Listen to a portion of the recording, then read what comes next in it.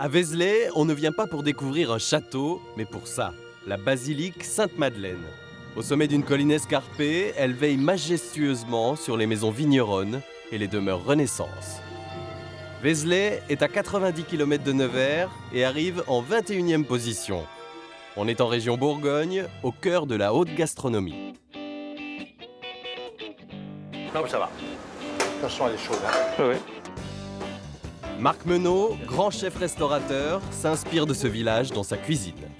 Je fais de la cuisine de mon pays avec ma philosophie, la philosophie des gens à Vézelay. Et oui, c'est son pays natal et pourtant Marc Menot reste encore fasciné par la beauté des lieux. Alors nous sommes à la porte du Barle, qui est l'entrée de la ville de Vézelay, traversée par une seule route. De cette grande rue partent plein de petites ruelles, certaines du XVe siècle. N'hésitez pas à y crapahuter, chacune a une ambiance particulière. Au détour de l'une d'entre elles se trouve la Porte Neuve, adossée à une muraille du XIIe siècle.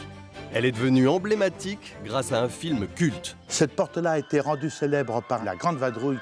C'est la fameuse scène du vélo où Bourvil et Louis de Funès descendent par cette porte-là. La plupart des scènes nocturnes ont été tournées à Vézelay.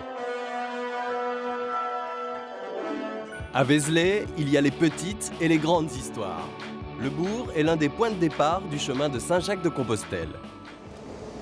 Monseigneur, bonjour. Bonjour Marc, vous allez... Monseigneur Tricard, c'est le garant de la préservation de cette basilique. Près de 9 siècles après sa construction, le pouvoir de séduction de cet édifice est resté intact. Pourquoi ces foules depuis 1000 ans à Vézelay? Il n'y a qu'une réponse, c'est Marie-Madeleine.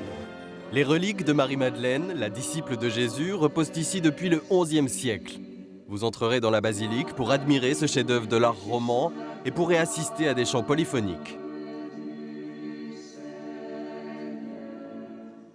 Un grand artiste n'a jamais pu entrer dans la basilique, Serge Gainsbourg. Il a passé les 6 derniers mois de sa vie à Vézelay. Marc Menot était un de ses amis. Je voulais le faire rentrer dans la basilique. Et on a tourné autour. 3 fois, je l'ai conduit. Et 3 fois, il n'a pas voulu rentrer. Pourquoi il n'a pas voulu rentrer? J'ai donc cherché dans ma tête. J'ai pensé qu'il avait peur d'être dominé. Salut Serge. Viens petite fille dans... Ça va? Le café préféré de Marc Menot, c'est celui-ci, au pied de la basilique. C'est le rendez-vous des Vézéliens. Est-ce qu'il n'y a pas un côté profane de se mettre ici avec le saucisson et d'être là? C'est les joies terrestres, hein. C'est notre village. Et il est vivant parce qu'on est là. Bon, c'est vrai, parfois on dit il y a trop de monde, etc. Mais non, il n'y a pas trop de monde. C'est quand même important de partager la joie qu'on peut avoir à vivre ici avec le reste du monde. On vit même vieux ici. Et on vit vieux. La preuve. À ceux qui viennent à Vézelay pour rencontrer Jésus, sachez qu'il se trouve là, dans cette maison. Salut Jésus. Jésus habite dans cette demeure du XVIIe siècle et il fait aussi chambre d'hôte, qui l'eût cru. Vous pourrez même dormir avec les anges. Mais il y a un endroit à Vézelay que Marc Menot aime par-dessus tout, les jardins de la basilique.